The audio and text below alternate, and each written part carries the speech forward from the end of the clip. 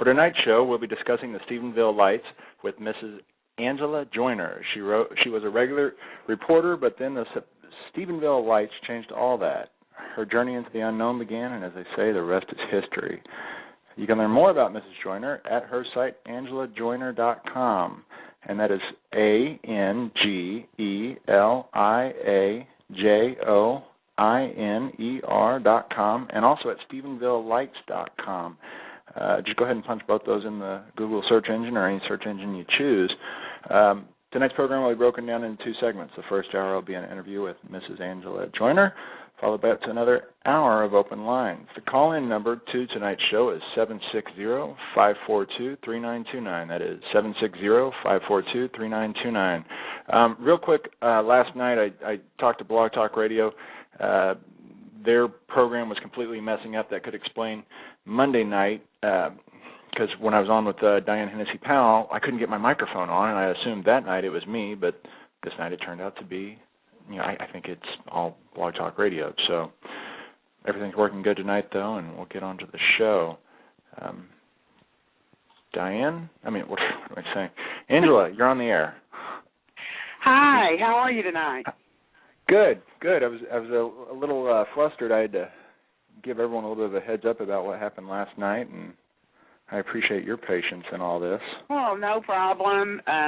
Since I run into those sort of things myself sometimes, I know how it is. Now, you've got a radio show yourself, and can you tell us when that is and where to find that? Oh, sure. I have a show on Friday nights. It's 9 to 11 p.m. Central Time. It's called The Joyner Report, and you can get to it on my website, angelajoyner.com, or it's through UFO Paranormal Radio Network.com. There's probably some of your listeners that are familiar with that. That is Joe Montano's setup, and we have a good time in there. I've interviewed some very interesting people, and I'd be happy if anybody tune in. Yeah, I'm actually thinking about it since with Blog Talk Radio kind of screwing up the schedule. I don't know that I'll be doing a show tomorrow night, and I actually may just go ahead and kick back and tune into your show. So tell us about yourself. Tell us what's the deal with Stephenville. What happened? Well, I received a phone call on January the 9th from a gentleman named Steve Allen, and this is January the 9th, 2008. So he began to tell me about this extraordinary event that had happened with he and three of his friends the night before, which would have been January the 8th.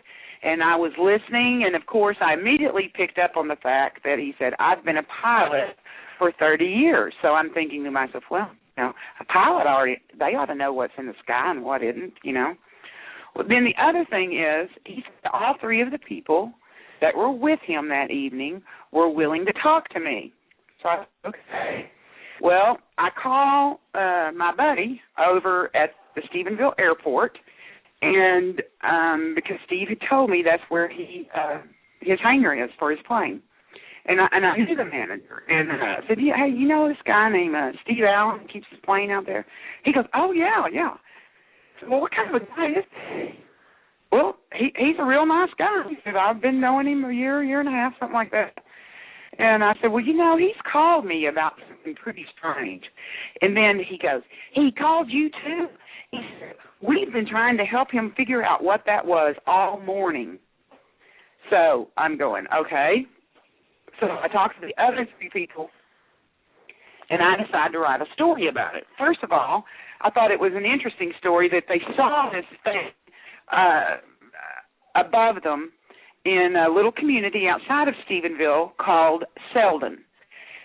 And they had built a little... Were they in their plane? Were they actually in the air? No, they were on the ground. Okay. And they had been clearing some brush and stuff. And kind of finished up that and decided to, build a little campfire light thing, and they were just out there in the... Selden's a real rural place. But something fly over. And Steve said this thing was huge. He He told one reporter one time that, oh, you don't understand, this thing was as big as a Walmart. And he always said he regretted saying that because that's what went all over the place, and he felt like he sounded like a hillbilly, you know. Anyway, he said as it was going over, he was looking at a horizontal set of lights. And as he was watching, trying to think of what this could be, the lights broke apart and turned into two vertical sets of lights. It flew back towards Stephenville and kind of stopped there. And anyway, he said he just couldn't figure out what he was seeing. And they went. One of the men that was with them just got in his pickup and left. Okay, and it was disturbing to him. So they go in the house of Mike Odom. It's Mike Odom's place, and his wife had just come home from work, and they're telling her, he doesn't believe this huge thing just flew over. It was like something from another world, whatever, and she's going, oh, yeah, right, whatever, you know. And they're going, no, really, really. So she calls the guy that had left. His name was Lance Jones. And said, what is going on? Are they just pulling my leg or what? He said, get outside. It's coming back. He was over on the highway, but, you know, he could still see it. So they all go outside again. It comes back over, but this time there are two F-16s, and he told me that day they were either F-16s or F-15s, and the only way you could tell the difference is by looking at the tail, and, you know, he wasn't sure, but he said it was one of those. I said, okay. So, wow. Then the wife comes out, you know, and they all three see it, you know, again. It was the first time for her. Now, she used to be a stewardess, so she kind of has an idea of what is in the sky, too. And it was just really bizarre. But I wrote the story because I thought it was an interesting story. It was coming from people in the community, and you know how that is. You always like to read stories about people in your community, what they're doing or whatever. And I just thought, well, I'm going to write this. Now, the publisher was very much for it. The editor was in a hurry to leave that day. She kind of knew what we were working on, but she was leaving early that day. And I wrote the story, and, you know, we started trying to figure out what the headline was going to be. And normally I don't do too much with headlines, but I did that night, and the publisher did too. Usually the paginator is the one that does headlines. So it was a big deal. Do you put UFO in the headline? Or, you know, what do you put? I said, yeah, we're going to put UFO because that's what it is. It's an unidentified flying object, and they don't know what it was, so I think that's appropriate. And the publisher did also. To clarify this, before this, you had never written on, I mean, this was, no. I talked to you, and you said this was basically out of your perception, your realm of reality to touch upon this topic. I never had any interest in UFOs before this happened. You know, if I saw a show about something like that on TV, well, I might watch it and think, that's pretty good. And then I never thought another thing about it. I wasn't somebody that, you know, bought books about it or magazines about it, or it just wasn't anything really that particularly interested me. And I really, I hate to say this, but I kind of thought that it was a unusual group of people that really saw these things. You know what I mean? I don't know. There's no nice way to say it, but I kind of thought, you know, people that talked about this stuff were nut jobs, okay? So, but, you know, I knew these people were okay. They were credible, you know. It was just, I don't know how to explain it. But anyway, UFO ended up going in the headline. And just the first part of the headline made it above the fold. It wasn't the main story on the front page. And Steve Allen, one of the things that he wanted me to do was put his phone number in that article. I said, are you sure you want me to put your phone number in here? Because, you know, I don't know if that's a good idea. He said, oh, yeah, do, because I know this thing was so big that somebody else saw it. I think a lot of people saw it. That's what he said. They had to have. And I thought, okay. And we put that in there, and the next day it ran, which would have been January the 10th. I started getting all kinds of phone calls, and he began getting all kinds of phone calls. And I was just kind of blown away. I thought, oh, my God, what went on here? And then I was getting calls. Is that the reason we have all of this increased military traffic today? Did you find out what it was? And I'm thinking, increased military traffic? Well, I didn't know about that because I was inside in the office. Mm-hmm. So when I left to go to lunch at about 12:30 or so, out in the parking lot, as I got to my car, I hear this boom, boom, boom, boom, boom, and I look up, and it's 2 military transport helicopters, and they're pretty low. And I'm going, well, I wonder if this is what everybody's talking about, you know? Well, it wasn't just those helicopters. It was jets. It was you name it. Now, we're all used to seeing jets here because Fort Worth is north of us and about 70 miles, and there's a base there. And it used to be Carswell. Now it's called the Naval Joint Reserve something. So anyway, they fly over us with those jets to get to the Brownwood military operating area, which is a little south. So we're used to that. And but there was so much more, and nobody could believe it, you know. So I picked out about 4 people that said they too had seen things, and I wrote another story about that the next day. One of those people that I wrote about was a constable. He had seen it. Well, I'm going, well, you can't get much better than a constable on a UFO story. You know, elected officials don't talk about stuff like this. Absolutely. Right? Absolutely, I agree. So, yeah. And it snowballed from there. And once the Associated Press reporter Angela Brown interviewed Ricky Sorrells, it went international in about 14 hours. And it was just an incredible, after that we started having news trucks roll in, all kinds of phone calls from radio stations, TV stations. It was just the wildest thing I've ever seen. Now, didn't the interview with Ricky Sorrells, that was a trick, was it not? Did they not con him into that and lie to him in regards to what they were going to do at that interview? At the time, Ricky, he was not familiar with media, and he did not know what Associated Press was. They did identify themselves as Associated Press, but when they started to take pictures, he goes, whoa, whoa, whoa, I don't really want any pictures taken. And she goes, oh, well, it's only for our website. We're just going to post them on our website, you know. Okay. So he goes, well, I guess that's okay. Well, a couple of hours later, his wife was in one of the retail stores here that had televisions, and he was all over the screens, you know, and she's calling him going, what did you do? You're all over the TV. And he was going, what? And he did not understand exactly. And Angela Brown told me later that was the first time any story she had done that people had taken the photos. But, you know, they had gotten the photos off the site. But as you and I know, Associated Press is a subscription, and that's where a lot of news papers and news outlets, once they subscribe, they can use anything that they have, right?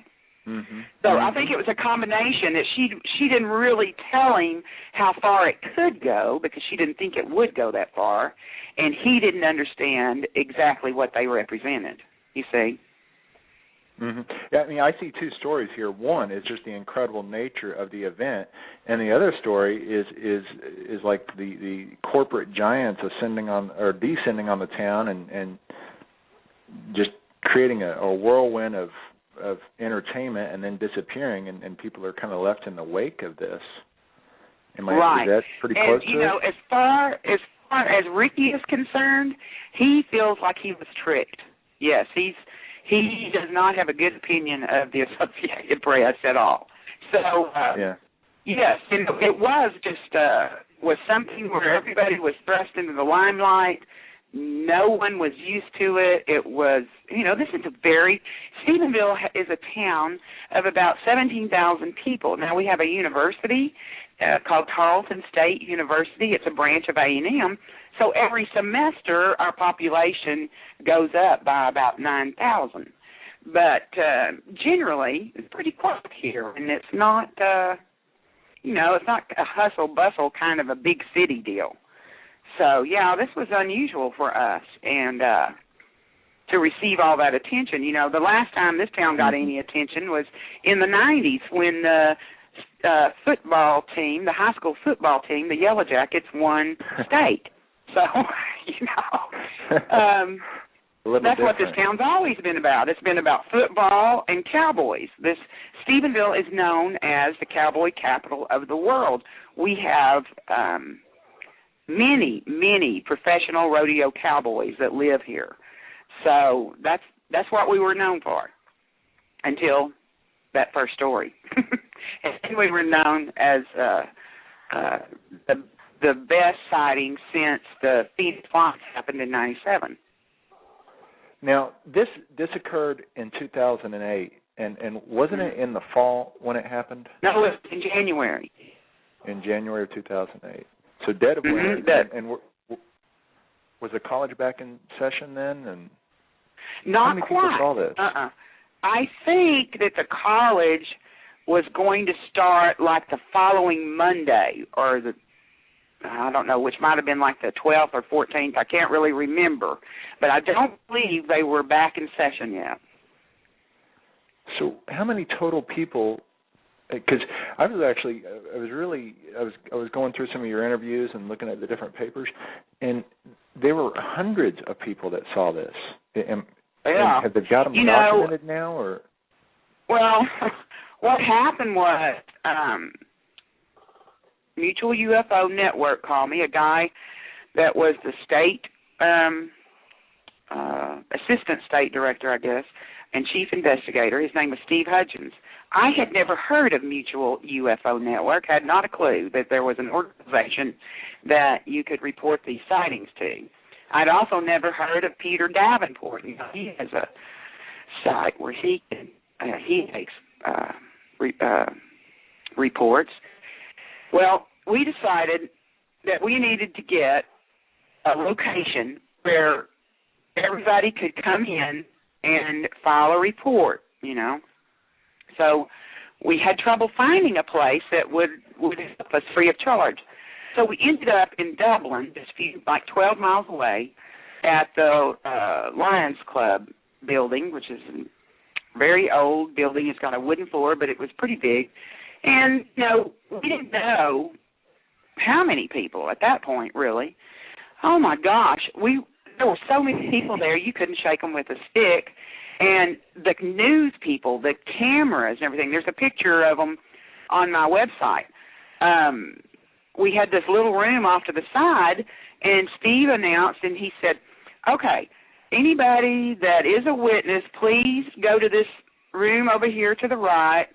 Well, my a line formed that was way out the door.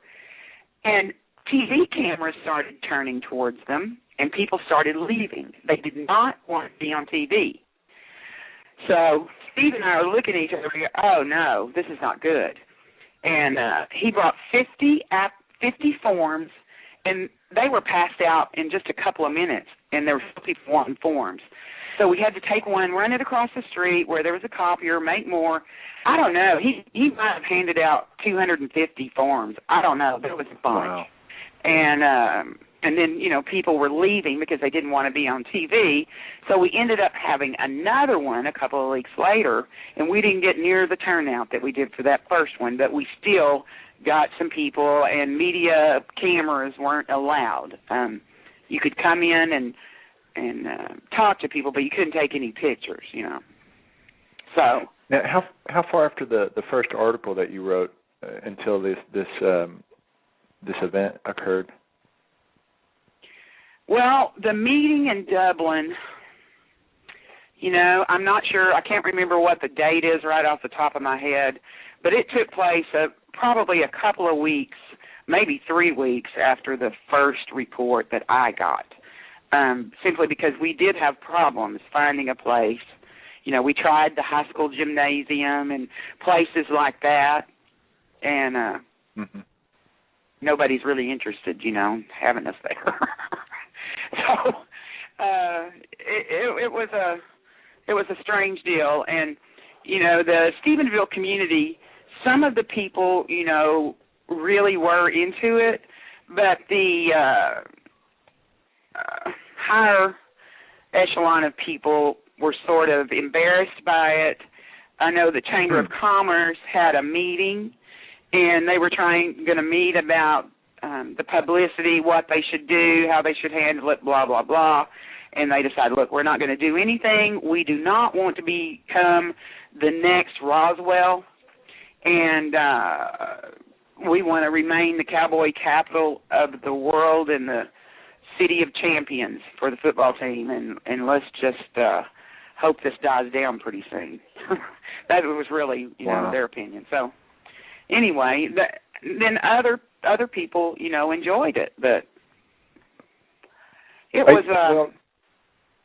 What was their response towards you? What was their response towards you, the Chamber of Commerce? They never talked to me. They were talking to the publisher because the publisher was on the board for the Chamber. And how long? So you wrote one article, and then you wrote another, and then because at some point they said drop it.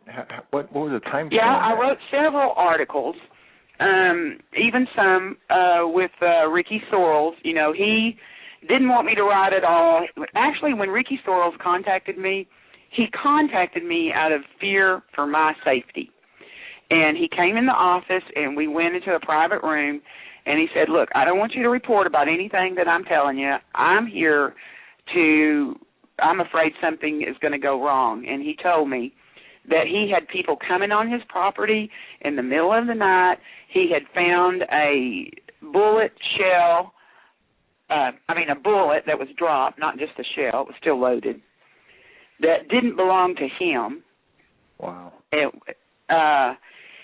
He told me that he had these black, unmarked helicopters flying over his property, real low, so low that they were spooking his cattle. And he was worried that they were going to run his cattle through the fences. And, if that's, I don't know if you are familiar with farmers and ranchers and stuff, but those cattle represent an investment, and the last thing you want is for them to be all cut up in barbed wire fences or something. Oh, yeah. To answer that question, yes, I am, but I'm glad you're explaining it for our listeners. Well, so he was pretty upset about that, about him running his cattle. Another time, he said it was so bad he couldn't sleep, so he heard the helicopters. He went out, and this was in the middle of the night. And actually, if you knew Ricky, you would understand this. But he lives out in the country. There's nobody around. He put on his boots and went out in his underwear and was looking to see what was going on. And so he has a spotlight on his truck because he spots like coyotes sometimes. And he just turned on that spotlight and threw it up there. And the guy in the helicopter was so close that he threw his hand up, his forearm up, above his face because the light was so bright. That's how low he was. Ricky could see him do that. And then he said he started realizing what a vulnerable position he was. He turned off the spotlight and went back in the house, That's incredible. Yeah, he had a lot of things happen. He also had somebody that identified themselves as military that called him. They wanted to come visit with him. He said, look, I've talked to everybody I'm going to talk to. I'm not talking to anybody else, so I don't really want to meet with you. And he was still upset about the Associated Press interview, and the guy didn't like that. He said, well, I'm on my way. I'm coming to see you. And Ricky said, you better not cross my cattle guard. And the guy, he said, look, why don't you quit flying your helicopters over my airspace? And the guy said, it's not your airspace, it's mine. He said, well, if that's the truth, then what does it take? The guy told him, if you'll shut up about what you've seen, I'll stop the helicopters. He said, okay. So the helicopter stopped. He didn't. That's incredible. I know, it was weird. But anyway, he was worried about me because he was afraid that I would get some phone calls, or people might, although I lived in town, might start threatening me or something like that. And I did not know him. Knew the sorrel's name, okay? But I didn't know him. And that's just the kind of guy he is. So he was concerned that I could be hurt or something happened. So I said, look, I'm not worried about that because they're not going to bother me because they know I'm going to write about whatever happens. So I told him the best thing for you to do is come forward. Tell me about this stuff. Let's write a story about it. The more public you are, the less chance they have of doing anything to harm you or anybody else or keep harassing you. Absolutely, it took him about 2 weeks. It took him about 2 weeks, but finally he got so mad about his cattle being run that he did. I wrote 2 stories about him. And then after that,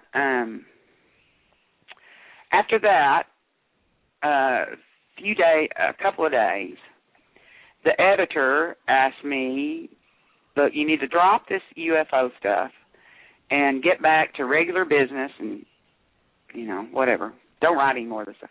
I said, okay. Well, I'm thinking to myself, well, we've had several sellout days. I mean, and that's what we're supposed to be doing is selling newspapers. Absolutely. And I went back to my desk. So this is actually good for the business. This was good for business, these UFO stories. Heck yeah. Papers. They'd never had a sellout day before. There was also some local businesses that really profited. I believe I was listening to an interview, and you said something about what was it? I'm thinking T-shirts, maybe? Yes, it's a place. It's called Barefoot Athletic, and they immediately saw the opportunity. They started designing T-shirts, putting them online, putting them out in their store. In 10 days, they sold $90,000 worth of T-shirts. So, that's just one example. Here in Dublin, we're home of Dublin Dr. Pepper, and it's the oldest Dr. Pepper bottling plant, and it's the only plant that uses the original recipe that has pure cane sugar in it. Oh, wow. And they started selling T-shirts, and there was a flying saucer on the T-shirt. It said, I know why they're here, and it looked like the flying saucer was sucking up Dr. Pepper into it, And so, they did really well. And I'm sure there were some other places, too. This is not just a place that I knew about. The high school science club made more money than they had ever made before because they designed a T-shirt, and they made $4,000. And the teacher told me, he said, we could have done a lot more, but she said, we just had to cut it off because I had to get back to teaching and they had to get back to learning. So, there was a lot of things that, going on like that. You could drive down the road and the highways and stuff, and the signs, I remember the pizza place, local pizza place said, flying saucer, parking available or something like that. All the signs had something like that on them. And it was just incredible. But when the editor told me that, I went back to my desk, and I really did try to do what they were asking me to do. But I was still the media contact. I was still the witness contact. I was still receiving hundreds of emails. Twice my email had to be dumped because it was so jammed up. I couldn't do it. It just froze up. And then and I was like, I don't know what I'm going to do here. So I tried to put those calls and things to after hours or lunch hour or something like that. Well, it really wasn't manageable that way, but I tried to do it, and then I don't know if you know who Robert Powell was, but he is the he's the National Research Director for Mutual UFO Network, and he and I have been talking quite a bit, and the editor heard me say one night that I was going to go meet Robert for dinner at Chili's, and she said, I thought I told you to stay away from that. I said, well, this is my own time. It's not newspaper time. And, she rolled her eyes and huffed off, whatever. And so the next day I go in and I talk to her. I said, oh, look, I don't know what to do about all these emails and all these phone calls. She said, just ignore them. Just hit delete on the emails and don't talk to these witnesses. Don't take any more calls on UFOs.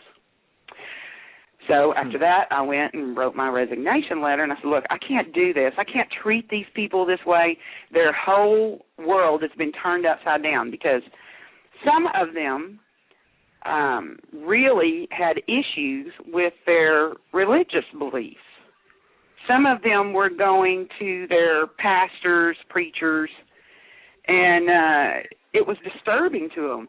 Steve Allen couldn't sleep. I mean, his wife was really worried about him. And he felt like, something might happen at Easter, and he was getting all, I thought, and then they didn't know how to handle the media. And they were dependent on me to help them, And I thought, I can't treat these people this way. So I turned in my resignation. Even beyond that, it's a community newspaper, and they're telling you to ignore the community, which right. is somewhat mind-blowing. But go ahead. I'm sorry. Well, it was, and, it was not a good situation, and the publisher was gone somewhere on some conference or something those days, and I could tell when she came back, she had obviously talked to the editor. The editor had come to me and said, look, won't you change your mind? I don't want you to leave, blah, blah, blah. And I said, I can't function the way you're wanting me to function. So I just think it's best that I go on. And then I could tell if I was getting a cold shoulder from the publisher. And then one day, about a week later, and I did give 2 weeks' notice, that I came into the office like I always do, about 9 o'clock, and I start heading for my desk, and I look, and I think, yeah, what happened? But my computer's gone. Anything that I had on my desk was gone. It was just slick. And the editor stepped out and said, Angela, and bit her head for me to come there. So I went to the publisher's office, and they proceeded to tell me how unhappy they were with me, and it was just one of the worst days of my life. I was given a box and told to pack up my stuff, and I don't know if you are familiar with a newsroom, but a newsroom, everybody's out in the open, the desks are just spaced apart and things, and the ad people and everything are on one side, the editorials on the other side. So there I was, packing up my crap in my little box with everybody staring like, oh, my God, what's happened, Wow. And, of course, I'm crying, of course. It was just horrible. It was a horrible day for me. And I never expected to be done that way. And if you must, I don't know, a small newspaper, so, people at this newspaper, if you were going on vacation, then one of us would come feed your dog or something for you. It was real friendly. Family. Yeah. Yeah. You helped each other out, and you did whatever. If you needed to stay late, you did it. You just whatever, and you kind of depended on each other in that way. And those two, the publisher and the editor, I would have never thought they would have treated me that way. I was shocked. And I thought we were friends as well as colleagues, and I was pretty heartbroken. So, anyway, I won't make that mistake again, I hope. Yeah, well, it does.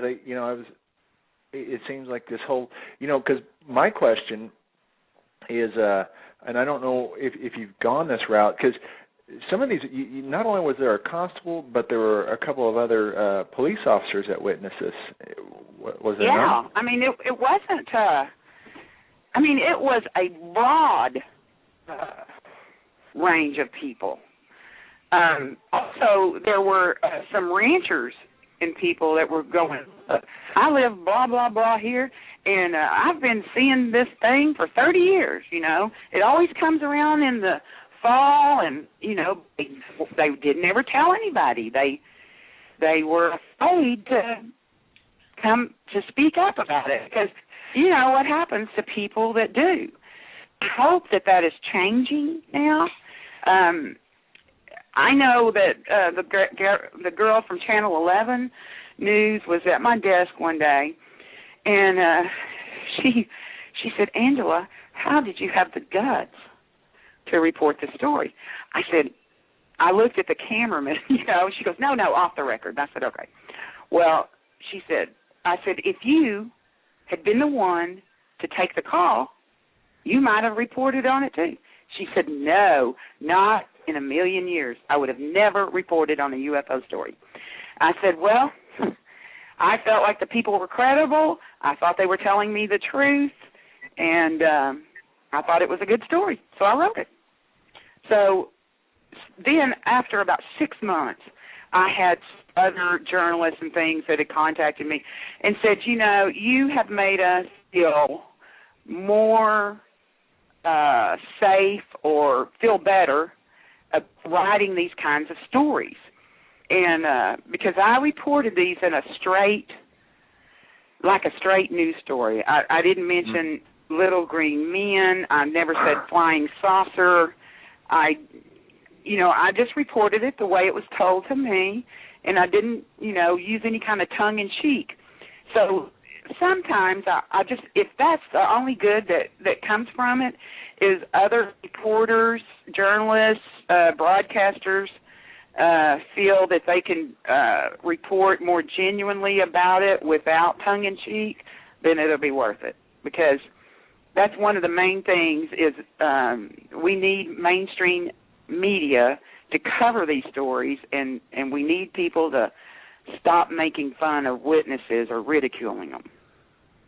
Well, has anyone seen it since 2008? I believe I read somewhere that in the fall of 2008, guess what happens?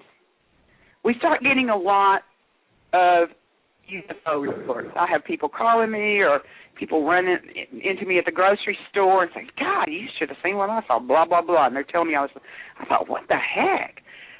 Well, I was researching flights on the computer one night. My husband was running in the house and says, honey, get out here. Come look at this. And I think, oh, my God, what is it? Well, I go out there, and something looks like these big fireballs. I mean, this is in my backyard. Big fireball, then another big fireball, and another big fireball. And I go, up in the sky. That's flares. Those are flares. About that time, my brother called, and I had my cell phone. Are you seeing the UFO? I said, no, I'm seeing flares. Well, he's talking to his wife, says, Angela says it's flares. And he's going, I got to hang up. I got to get a picture of this. So I say, okay, didn't think anything about it. Now, I wouldn't have known they were flares if I had not just been researching Phoenix lights, right? So you can tell, though, once you've ever seen video of them, by the time the first one comes out, by the time the third one comes out, the first one is dimming and going out, is the way these were. And so it was, I thought, well, I guess they're going to start dropping flares here now. We've never had flares before. What would you guess the elevation was of these flares? I couldn't even tell you. When you're outside and it's dark, and you really can't see the tree line or anything to kind of judge, to get a way to, something absolutely. to judge what it would be, what the elevate. It's just, I can't do that. I'm not good at that stuff anyway. But okay. They were big and bright, and so then we had a lot of reports that when I talked to them, if they were looking in the direction of the Brownwood military operating area, I thought, well, this is probably a flare because, we know those are going on, and by their description you could sort of tell. Well, the next day I'm talking to my brother. He was saying, "Oh, that was just the weirdest thing. They were all lined up horizontal." He said, and then they moved up until they were all vertical, and I went, "What?" And I said, "What do you mean they moved up?" He said, "Well, it was like they were horizontal, and the bottom one stayed the same, and the other two moved up till they were vertical." I said, "That wasn't flares, because they would continue falling, or they would go out. They would not move up and stay equidistant and remain lit, right?"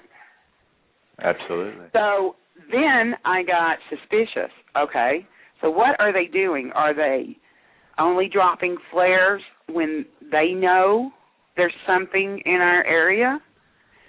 And this went on for, quite a while. And on November the 17th, I got another big rash of people saying they had seen it. Somebody called me. I said, "Okay, everybody that you know of that saw it, tell them I will meet y'all tomorrow night at the airport. We'll all talk about it there." So I wrote another story then, and it ran in the Abilene Reporter newspaper. By this time, I was writing from home for them, and it was a pretty incredible thing too. One girl said, "It just reminded me of the lights on a carousel, like at the circus or carnival or something, but it looked like it had laid on its side. It was, all the lights were rotating, and it looked like it was on its side." And another girl, I asked her how large she thought it was. She said it had to be, she said it was really close to us. It had to be at least the length of 2 school buses put together. It was just incredible. And those were the last stories I wrote about it. There have been some other sightings in the Abilene area that they wanted me to write about, but it was very difficult for me to investigate something that far away. And, now that I know what I know, I feel like I need to be a little more careful about who and what I'm reporting on. I need to know, exactly. I need to be there and see which direction they were looking and all of that. So, you feel like you've opened a rabbit hole? You feel like you've peered into a rabbit hole that you're in a rabbit hole, that's for sure. I mean, you go from a normal reporter into the realm of UFOs. Has it just gotten deeper and deeper and deeper as far as, because I'll tell you what's going through my mind right now, and I'm not a tinfoil hat person. I guess most people would think I am, but no, okay. But you've got all those military bases around there, or that military base, and they've got the deep underground military bases that are top secret. I'm almost wondering if it wasn't some kind of psychological operations type, just to see what would happen in small town America. Have you investigated? There's all kinds of possibilities, and we could speculate all day long. It could have been anything. But let me tell you the other thing. When I called Carswell, or this base in Fort Worth, I still call it Carswell, they told me they had nothing in the air that night. Okay? So I write a story about that. This Major Carl Lewis tells me, well, I think this could have been sunlight glinting off of 2 airliners. It was at dusk. It was, this is a really strange phenomenon. I've seen it many times as a pilot, blah, blah, blah. So I wrote that story. In about 2 weeks, I'm on the phone. I get a phone call, and it's a radio station. I can't even remember which one now. And they go, "Oh, Miss Joyner, what do you think about the backtracking? What are they doing? Why is the military going back on what they told you?" And I'm going, "Huh? What? I don't know what you're talking about." Now, this Carl Lewis had my cell phone number, he had my office number, he had my email, and he had the fax number, right? And I hang up, and I barely put the phone down before the reporter from the Channel 11 News people was calling me. She's going, what is going on? They're saying they had 10 F-16s in the air that night. I said, what? I go, I'll get back with you. I run to the facts, see if there's anything there. I go through my email, looking to see if he'd sent me anything. I thought, what the heck? And I call her back. I said, I don't have anything. What did you get? She said, I didn't get it. I heard it on a radio station, and she said, I'm getting it now. They sent a press release to the radio stations only. Now, wouldn't you think if you knew that you had been talking to me and I was the one writing the stories and this thing went international, don't you think you would have sent me that press release? Absolutely. No, he did not send it to me. Unless I had malicious intent to make you look, like a tinfoil hatter, I guess. Well, so then I was mad. That made me mad, So I started trying to call him. I can't get through to him. I finally do get through to him. And I say, Carl, what's going on? What's happening? Before, he had been real talkative, friendly guy. And he said, Miss Joyner, I'm sorry. All I can tell you, or all I can say is blah, blah, blah, blah. He started reading the press release, which by this time I had gotten hold of. And I said, Carl, I have the press release. I know what that says. How do you lose 10 F-16s for 2 weeks? I mean, can you imagine how many people it takes on the ground to put one F-16 in the air plus 10? Oh, yeah. Mm-hmm. So I'm going, I keep trying to ask him. He keeps replying the same way. Finally, I just give up and hang up. Then I had a guy call me from Colorado. His name was Glenn Schultz. He said, I'm sending a FOIA request. I want to get the radar data. Would you like to work with me on it? And do you know anybody else that would? So what ended up happening is I put him together with Robert Powell, who, as I said, is the National Research Director for MUFON. And they write the most beautiful report. It matches to 9 of the witnesses, time and direction of which they said they saw it, and the time that they saw it, to an unknown on the radar.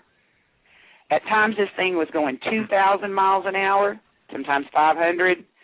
Sometimes it was going as slow as 47 miles per hour. It should have fallen out of the sky.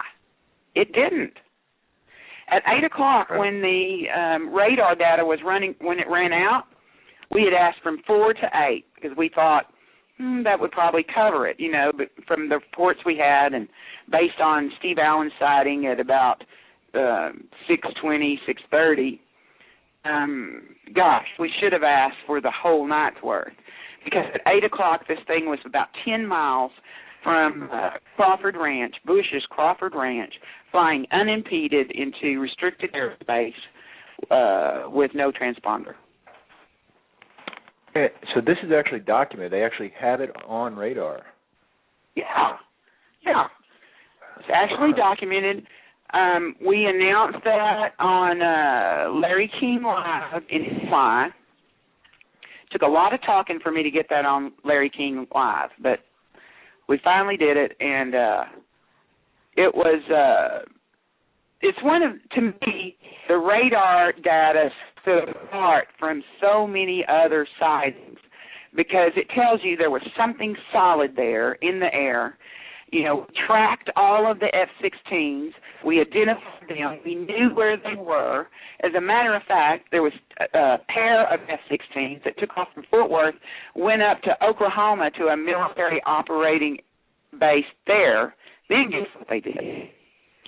Instead of flying back normally, like you think they would, to the Fort Worth base, they fly past Fort Worth, come down here, make a loop through Comanche, Dublin, and Stephenville before they get back to Fort Worth. It's almost like you just felt like somebody told them, there's something going on down there, fly out there and take a look, Because normally they would have turned directly to that Fort Worth base. Now, have you done any follow-up with the other ranchers that said they've been seeing it for 30 years? I mean, that blows me away in and of itself. I know, but when something is that old, you're not really going to be able to do a lot with that. I mean, it's basically their word. Even now, say if you want to get radar data, you have got to request it within 15 days because they recycle their tapes. You know, they put it in and record over it again. So you've got to be really on the spot, get it written and sent to them, and then they'll hold it, and then they decide if they're going to give it to you or not. Well, guess what? Since we did that, it's very difficult for us to get those FOIA requests filled. And why do you think that is? I'm going, you've got to be kidding me. In Obama's open government, all transparent and everything, we're having more trouble, and it doesn't make sense. So, I don't know. But that's how it went, and we started having the flares in the fall, and then some of those flares were dropped on the night, said, I know there's something else here. I know we got some false reports because people had never seen those flares before and didn't recognize them as flares. They thought it was the UFO. So I now know what I know. I really think they were deliberately brought just to throw people off, as a cover. I think it was a cover. So I don't know. It's changed my life immensely, and now I've studied about it a lot. I've met just about everybody that's anybody in the UFO community. I can tell you that, no, these people are not nut jobs. These are some of the most educated people I have ever met in my life. They're physicists, they're scientists, they're college professors, they're from, all kinds of, people. And I really realized this when I spoke at the X conference in Washington, D.C. We were at the banquet, and I started looking around at everybody's name tags, and I kept seeing Dr. So-and-so and Dr. So-and-so. And then I find myself standing beside Edgar Mitchell, the astronaut. Mm-hmm. And I'm going, oh, my God, there's a lot of people here, and there was no tinfoil hats. These were people who had been seriously studying this for the last 30, 40 years, It was incredible. Absolutely. And still it brings up the question, and this is bordering on what a forum member, Nemesis 2012, asks.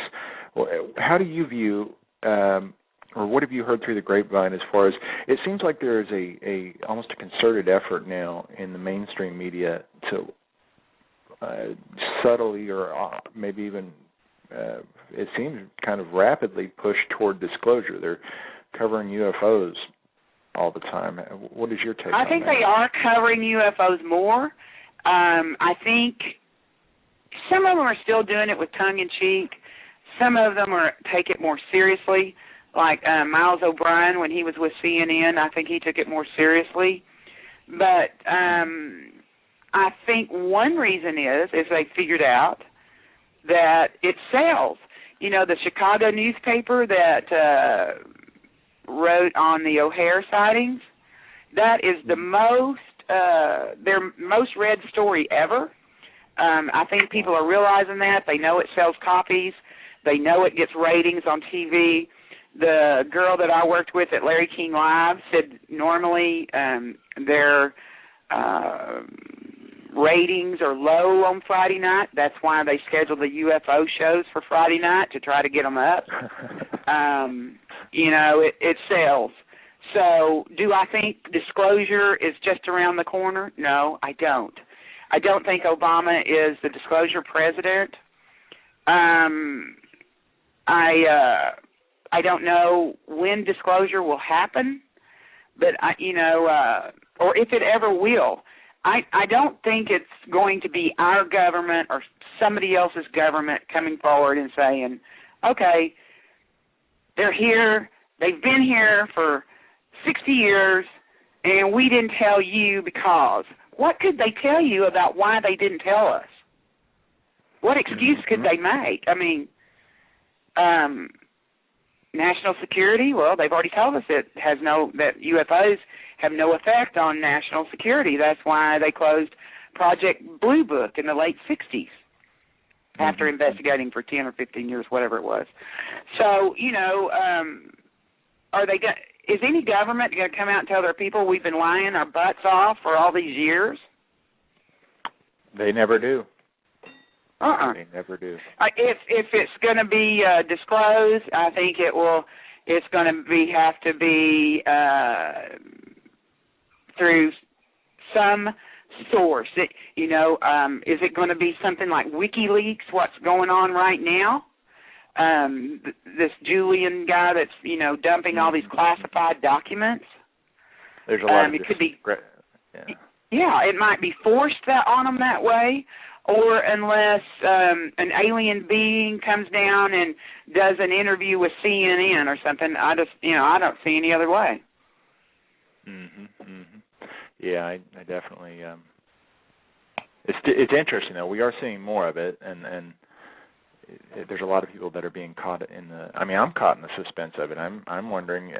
You're very right. It could just be a money maker, and the mainstream media has been losing viewership, so maybe they're clinging to something that they hope will bring them back around. Well, and we're in a time now to where, it's a lot different now. Used to, you got the news at noon, 6 o'clock, and 10 o'clock. Now with these places like CNN and Fox, it's 24-hour news, okay? If there's nothing going on, it's pretty hard to fill those 24 hours.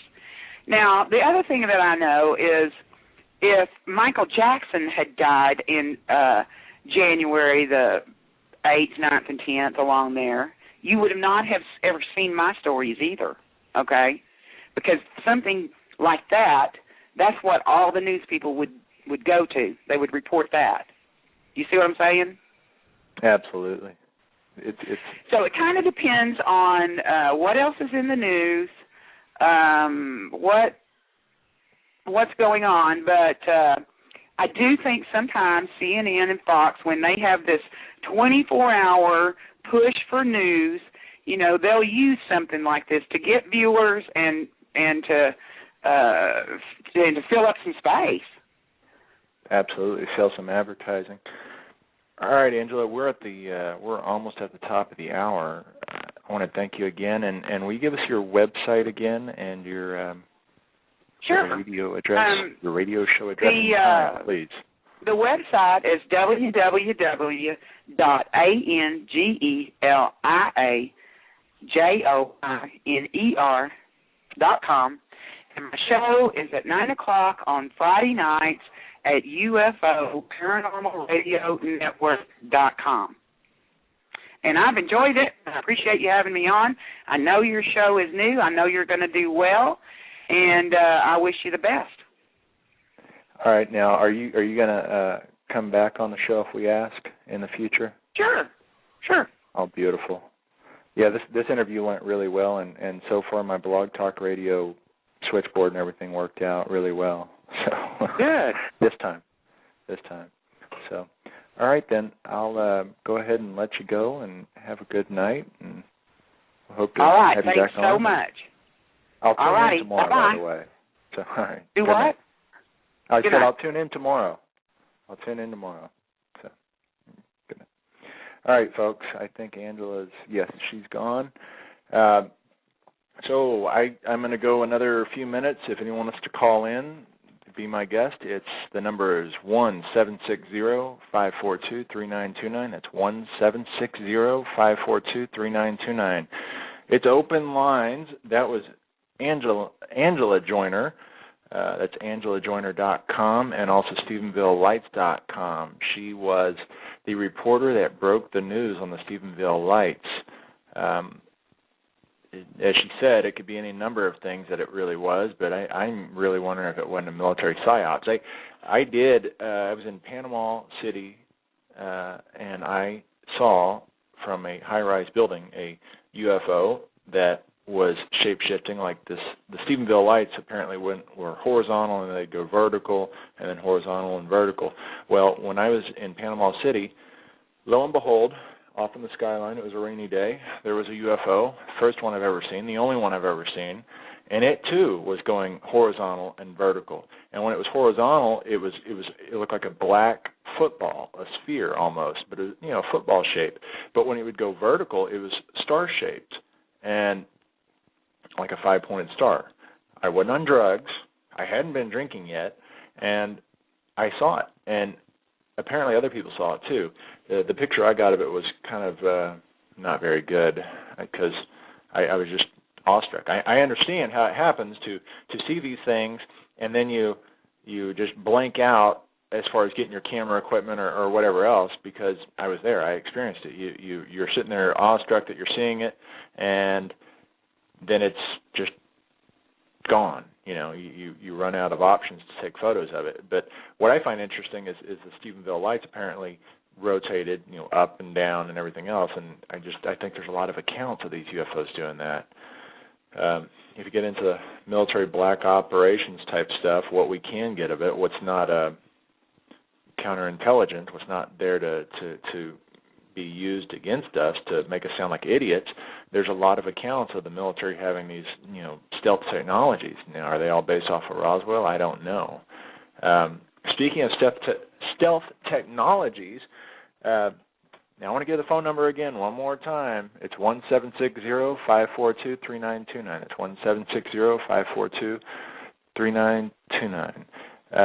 Speaking of stealth technologies, I wanted to cover something in the show. It's not UFOs, but it's definitely Orwellian in nature. It was on shtf411.com today. It was a thread started, and it's basically been all over the web. The Department of Homeland Security is creating, when they create something, okay, we just heard about something.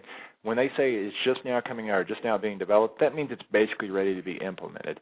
And what they have right now is what they call FAST, which stands for Future Future Attribute Screening Technology. Future Attribute Screening Technology, FAST. It's FAST for short, which is anything but fast in reality. What it turns out to be is a stealth technology that makes Minority Report a reality. I don't know if y'all remember that movie, Minority Report, with Tom Cruise, where you were found guilty before you did anything, just for your thoughts. Well, that's what FAST is, and it's a reality. And DHS has a video out on YouTube. I don't know if it's apparently a DHS training video, but it's picking it up like wildfire. I don't know if it was intentionally put out or I would have to bet that it was leaked. But they've got these trailers. They're in the video. It's a training video. It's by DHS. They're talking about it in some abstract future. They don't give a date. They don't give a time. They just talk about it being in development. Well, it's in development, but in the video, there's 6 of the trailers, these mobile laboratories, these FAST laboratories. There's 5 or 6 of them in the video. And what it is they trailer these laboratories to sporting events, music events like concerts, or even at the border or wherever. Maybe they're going to the FEMA camps. I don't know. But basically, they're using stealth, facial recognition, and movement, heat sensing, all that stuff to tell if you're lying. And what they do is you walk into this laboratory in a trailer. Basically, it's a trailer, is what it is. You walk in there, and you have DHS screeners that basically put you through like a lie detector test. They ask you, definite positives like why are you here, and they keep going on to establish what your normal answering range would be, and then they start asking you, well, do you have intent to set off explosives inside the arena, or do you have intent? And what was really curious is they go through a whole list of all this terrorist stuff. But one of the questions they ask is, do you have intent to illegally record the event, or do you have illegal recording devices on you now? And I find that very ironic that this is all being done for terrorism. But then even in their slogans, you start learning the real motivation behind it, and it's a corporatocracy is what we're talking about. It's not the Department of Homeland Security's business to be telling us or to be interrogating us on illegal recording equipment, or do you plan to illegally record, or whatever, wherever you're going. But that's what they're doing. And, this fast technology, future attribute screening technology, it's not some off in the future distant thing. They've got these trailers now, and they're set up and ready to go. If you find the video on YouTube, just go ahead and punch in like DHS FAST, FAST, and it should come up. Also, you can visit shtf411.com. We've got a thread going on there. But, when you watch that video, pay attention to the video. They're not talking about developing the technology to do the Minority Report type interrogations. They're talking about how the trailers are set up modularly, and in the future how the walls can be moved around and everything else. But the thing is, it was already set up. They already had the modular aspects of the trailer set up. These things are ready to go now. I mean, I don't know if anyone out there, I know everyone out there has had to see Minority Report. It's an Orwellian hell. They find you guilty and convict you before you did anything based off of an assumption that you will do it because you thought about it. We're literally living in the day and age where we've got thought crimes.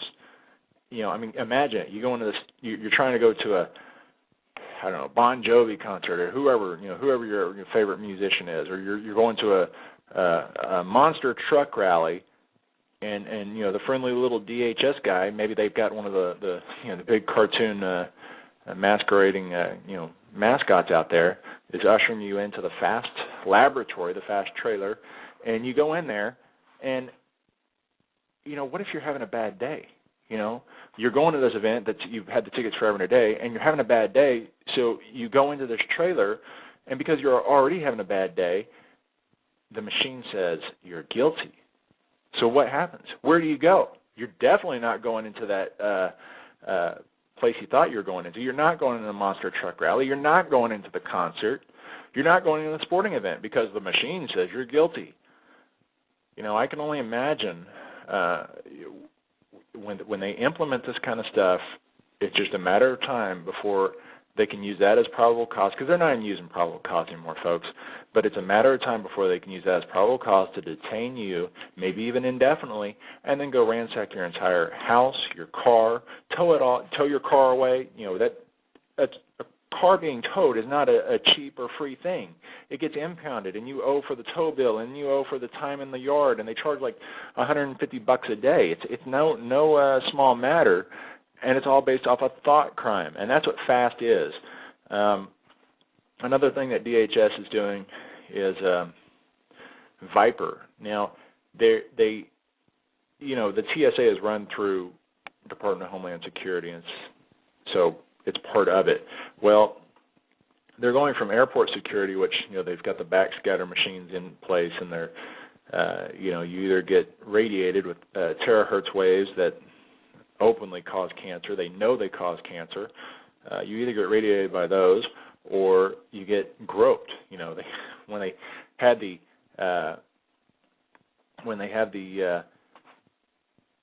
backscatter machines fully implemented, then they went ahead and said, well, we're going to enhance the interrogation methods, which means that we're going to grope you now. And, there's a video traveling around the Internet now where they've got a really pretty blonde. I mean, hey, great, pretty blonde. I liked seeing her, naked in her wheelchair. I have no idea why she was in a wheelchair, but she's sitting in a TSA checkpoint naked. Basically, she's wearing a, bra and thong. That's naked, It's not America. That's fascism. That's the fascist states of America, when you have to have someone sitting in their bra and thong because TSA won't let them through. That's beyond a grope pat down. That's I've read where they're making these women that have body jewelry cut the let's say they have a nipple ring. Well, they're making them cut it off, cut it out of their nipple in front of people. Come on, folks. It's not America. It's not freedom. unless your idea of freedom is freedom comes at a price. So my freedom is, from what I understand, God-given. I guess that's just me. But anyway, so we've seen the TSA increase in the airports, increase their resolve to ensure there's no terrorism, even though they're groping American people and making them strip down to nothing, and then holding them there for everyone to watch. And then they don't search everyone. They don't search the Muslims with the burqas. And that's not about Muslim rights. That's about creating hate toward the Muslims, because we're in wars in the Middle East. Take it or leave it, but that's what it is. It's about creating a racial profile to hate those people. But they get out of it, and so do the TSA screeners. They don't have to go through security either. They can walk right through from outside in the parking lot all the way through up into the planes and everything. And so it's a farce. It's an absolute farce. But I had to rant on that. But to go further into that, I just covered FAST, and so it's future attribute screening technology. But what they're also going into is they're starting Viper, which is in association with the airport screenings. And what Viper is they've already got it in a few places. And what it'll be is doing the TSA screening at bus stations and at train stations. And at that point, I'm opting out of all public transportation, any kind of transportation. I'll just go ahead and drive my car and go through Craigslist and these other methods to get ride shares. But Viper is visual, intermodal, protection, and response. And basically what that means is to get on a Greyhound bus or Trailways or whatever bus company you want, you're going to have to go through, I know at some bus stations now they've got, I know in Salt Lake City and I guess Miami, I've actually been in the bus station in Salt Lake City. So I'll never take the bus again, not because of that, just because I don't know what I was thinking. I was trying to get out from flying because I hate going through the TSA crap. So, but I know they have it in Salt Lake City where they wand you and all this other stuff to see if you've got anything metal on you. And at that time, when I went through there, they were only wanding and patting people down heading to Las Vegas, which I thought was really strange considering I personally don't think Salt Lake City is all that dangerous, but they were doing it then, and I guess they're doing the same thing in Miami, but Miami is a more intense method of this Viper installation. Now, I guess these would be like your starter places as far as where they're just doing a trial run to see how they go. But Janet Napolitano, who is the DHS secretary, has stated, I was listening to the interview the other day, that she wants the backscatter machines in the airport, not in the airport, they're already in the airports, but she wants them in the train stations and she wants them in the bus stations. Now, we already know that they're putting them into the courthouses. They've got a number of courthouses through the country that have these backscatter machines. Folks, these things cause cancer. They are known to cause testicular cancer and breast cancer, and beyond that, we don't know. That's the reason they give you the option to be groped. You either go through the backscatter or you get groped. It gives them, from what I can see, and I'm sure plenty of people will contradict me on this, but to me it seems pretty easily seen as being a way to defer litigation later on when people do end up with cancer or health effects from going through these scanners routinely, because they can come back and say, well, we didn't make you go through the scanners. We gave you the option of a pat down. And they're not calling it groping. Now, if I went up to someone on the street and I put my hands in a guy's crotch, well, I may end up, with a few, couple of black eyes and some missing teeth and a little bit of blood, but and maybe time in jail on top of that. Definitely the same thing with a woman. It's assault. It's sexual assault, but for the TSA guys, they can get away with it no problem. So I believe that's the reason they're giving you a choice between the backscatter or being groped. But that way they've got an out from litigation. So I covered DHS and TSA. We're living the Minority Report. We're living in George Orwell's 1984. We're living in an Orwellian hell, and it's only getting worse. Another thing I wanted to touch upon is California for their pesticides. Apparently they were using methyl bromide, but as part of the global warming, that it's not really, if you look at let me cover global warming real quick. It's not happening. You can go, I don't doubt climate change, and I don't doubt that mankind pollutes like mad, and, a lot of y'all know that I spend a lot of time in the Northwest, and I've seen the clear-cut forests. They leave a mess, and they cut down sections of land at a time, like several thousand acres at a time. A section of 640 acres. It's 1 square mile is a section, and they literally cut down several sections of land at a time, and they don't clean up the slash at all. They just leave the brush out there, and it's a mess. And the animals have a hard time. A lot of your deer, a lot of your elk, a lot of moose get impaled on the slash piles. But it's, they do it. Now, so I don't have a problem, I think we need to curb some of our habits, and I've got differing opinions on that. I don't go along with any of the stuff that we're pushed, because everything that's pushed is in a directed agenda by the establishment, by Slavery Incorporated. But global warming's not happening. Last year they had, or was it last year or the year before, they had Copenhagen, and they got snowed in. They do these global warming summits to pass all this legislation and taxation, and it's hard to pass global warming resolutions when you're in a blizzard. And the same thing goes this year. Europe's in a record cold spell. I don't have any of the information in front of me, but I was reading over the data, and those people are literally freezing. I mean, they have record temperatures. I think one place had it was the coldest it's been in 130 years, and it was like Denmark. It was somewhere cold. I was reading through all those, and I was awestruck by that. And I know a few of our members here that live up in the Northwest or in the north end of the country, and they, it sounds like they're having a fairly good winter. But anyways, California, for their pesticides, they are doing away with methyl bromide, which they're saying is the warmistas say it's bad for the atmosphere. Apparently, has nothing to do with the soil. Go ahead and pollute the soil all you want, and let the chemicals do that, but they're saying it's bad for the atmosphere. So they're doing away with methyl bromide.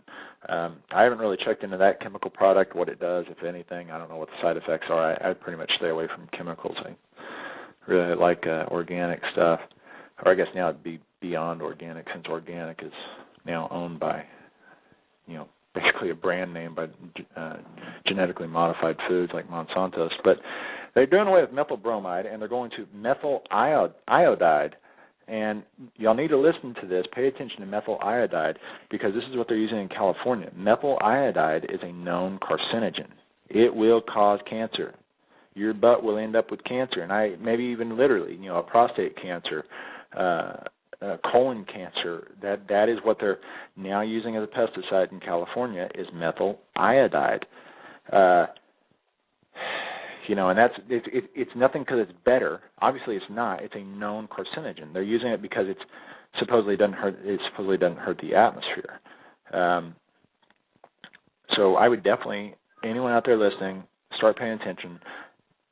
You need to quit buying California produce. I mean, unless it's beyond organic. Beyond organic is what, when the organic movement started out, it was grassroots. You didn't need any labeling, anything special. You just, this is organic. I grew it off of my farm. I haven't used pesticides in 3 years. Blah blah blah.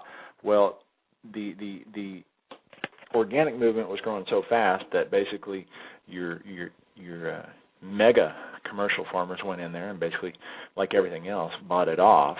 And so now organic is registered and labeled in the stores and everything else, and you have to have a special stamp or whatever it is. I'm not very familiar with it because I don't buy it anymore. Because when they did that, it basically gave these GMO people the right to say anything that grew and came from the earth, whether it was genetically modified or not, is organic. So now they've got beyond organic, or I don't even know what they're calling it now. You can go to like Natural News to learn more about this kind of stuff, naturalnews.com. But what you're looking for is beyond organic, or your local hippies, basically. Find out your local hippies, or maybe they're doctors. Who knows? but the people that are just selling it from the back of their trucks or what have you. And, am I 100% sure that they're not using pesticides, or am I 100% sure that they are 100% sure that they know they're not using GMO seeds? No. But it falls in the realm of something called personal responsibility, which is something we've lost in our country. We've given up our personal responsibility in exchange for security and regulation. And we know that security. What does security result in? It results in programs like FAST and Viper and the TSA and all this other intrusive crap that gets us nowhere. That's where security ends up. As far as regulation, well, the MMS was supposed to be regulating British Petroleum in the Gulf of Mexico, and we can see how well they did. British Petroleum bought the Mineral Management Service off. They bought the inspectors off with porn, prostitutes, methamphetamines, drugs, and hotel rooms, and in exchange for looking the other way instead of regulating and monitoring British Petroleum. So, both security and regulations need to get out of a free market. If America is supposed to be a free market, which it's obviously not, it's fascism is what we have, but you can't have security and regulation in a true free market. It's the opposite of that. There was a couple other things I want to cover here. Speaking of the Gulf of Mexico, I don't know how many people know this. Another oil rig blew up, I think today. It's not in the Gulf of Mexico, but it's in a Louisiana bayou, which that's basically the Gulf of Mexico. Of course, there's no oil coming from, there's no damage from the deep horizon. So, right now they're saying there's no damage from this one that just blew up in a bayou. But we know they lie, so hopefully people in Louisiana will be keeping an eye out and report anything if they can find any leakage.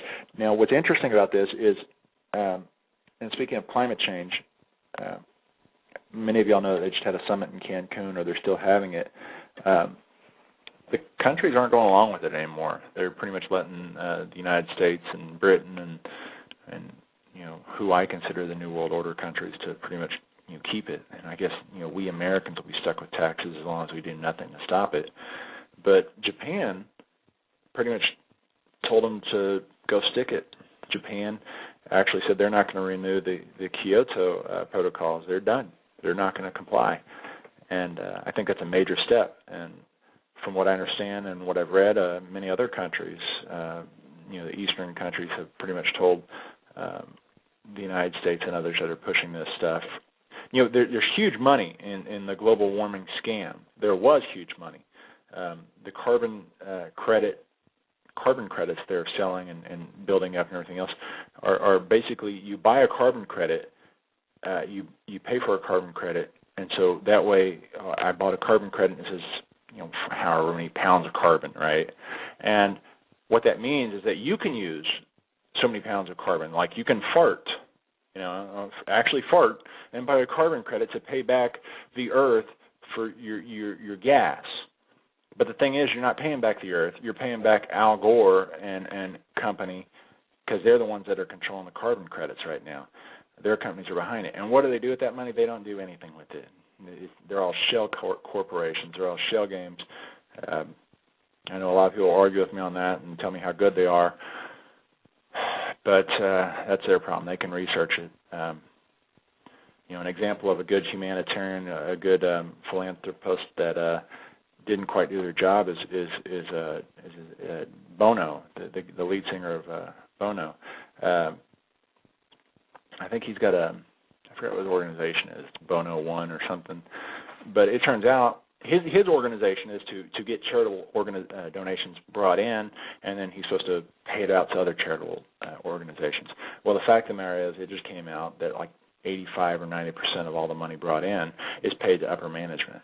So it's a big shell game. I mean, I would love to run an organization like that, well, I would love it to actually give out the money to real charities, but hey, if I can convince everyone in the world to give Sancho Early Jones millions of dollars a year, and I'll go ahead and take that money, and I guess I could do what Mineral Management Service did, and sit on hookers, porno, and hotel rooms. I guess my drugs would be pot and alcohol, but I wouldn't do that. But Bono is doing that, and the point is Gore, his carbon credits are the same thing, and the point is Japan and these other countries are finally waking up to it, and they're not continuing with that stuff. They're done. So there's a lot of important things going on in the world right now, and that we all need to be paying attention to. It's like you were. I was talking to a forum member, shtf411.com forum member, Papa Bear, the other night, and we were talking about the micro agendas, all the little puzzle pieces that are starting to be seen for what they are, and we are seeing them for what they are. Everything is coming around. We're seeing the banking scandal. It turns out that the housing scandal, which they had everyone on every major network saying it was you and I, the common people, it was our fault. It was the common people's fault that we overextended ourselves and bought these homes, and we should have been smarter than that. Well, no, that's not the case now. Now we know for sure what the case was. These mortgage brokers, who are basically bankers, they work for the banks, were getting orders from the banks to go out and sell, give everyone a loan. And then the banks were taking these along, Wall Street. They're all the same. The banks, Wall Street, they're the same people. we can, you can slice it a million different ways, and you still end up with the same thing. But they're paying these mortgage brokers to basically give out loans hand over fist, which drove up property values, and then you had to come up with different creative ways to actually do the loans so people could actually get the loans to buy the homes that had the inflated values. So I used to be familiar with a lot of that. But anyways, it turns out that part of it was a scam. So it was kind of like that's a scam.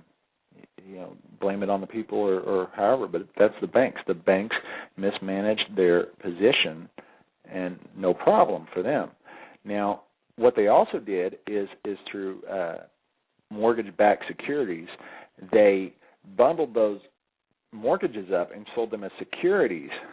And European banks were the main people, I shouldn't say the main, but one of the main people buying them. And where it gets really tricky is they're so profitable, they couldn't get enough idiots to buy homes. So, they got plenty of people to buy homes, and the property values went through the roof. But what they actually did is they started taking these mortgage-backed securities, and let's say you've got 10 homes, 10 homes in Kansas and Wichita, Kansas, 10 homes, 10 identical homes. Well, they take these 10 homes in Wichita, Kansas, and they would roll those 10 homes into the same homes into several different packaged securities. So every single, group that the European banks bought were the same homes. It wasn't even different homes. They were it was a scam. And if you want to know where the TARP money went, it just came out that most of that TARP money went to European banks to pay them hush money, so they'd be quiet and not say anything. And folks, what this has done is our dollar's crashing. Von Hellman had a thread running that I don't quite remember the thread title name, but it was basically what's going on in the grocery store. And the fact is, in the grocery store, the prices are going up, and the packaging size is going smaller.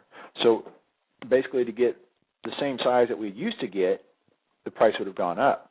But the other scam they're doing is the price will stay the same, but your actual portions get cut in half or less. So that's what our dollar's doing. Our dollar's just dropping, and the repercussions are going to be immense and felt for a long time. And because of this, it's not official policy, but it's something that we've always seen, which is when the U.S. is in financial difficulties, we always end up in a war. And China has not been cooperating. They didn't devalue their dollar, or their yuan, I believe. It's not yen. It's spelled differently. Washington asked them to devalue theirs, and they said nope. And so Washington kicked off a trade war with China. And, where we're going, because we know we can see the pattern through time, through history, the cyclical nature of how the United States government works, is they go to war. And right now, America, the United States, I'll make a distinction in a minute, but the United States is training with South Korea to, they're doing a war game to invade North Korea, and they're doing it right off North Korea, but it's a war game. It's just all pretend. But their stated mission is to send North Korea a message. Now, China, has treaties. They are North Korea's ally, and so these war games, it's been proven. There's been a few incidences where they've tried to claim that North Korea started this or started that. There's been several instances where they, the one South Korean ship was sunk, which also happened to be during a time of a U.S.-South Korean war game. But there's been several of these incidences where it always turns out that it was either U.S. involvement or South Korean involvement, or they just can't figure out when it all comes out in the wash. They can't figure out who did it. But it's pretty obvious for the first 24 to 48 hours they were blaming North Korea ad nauseum, and trying to provoke a war. But it turns out, after a little bit of investigation, it's impossible. And so we have that war game going on right now, and then I think that goes on through the 6th of December. And then the U.S. is going to, in the same Yellow Sea, I believe it's the Yellow Sea, is going to have war games with Japan to another, set of war games, again, with the target being North Korea. And then following that war games, I believe, starting on the 10th or 11th, we're going to be playing war games again with South Korea, with the target being North Korea again.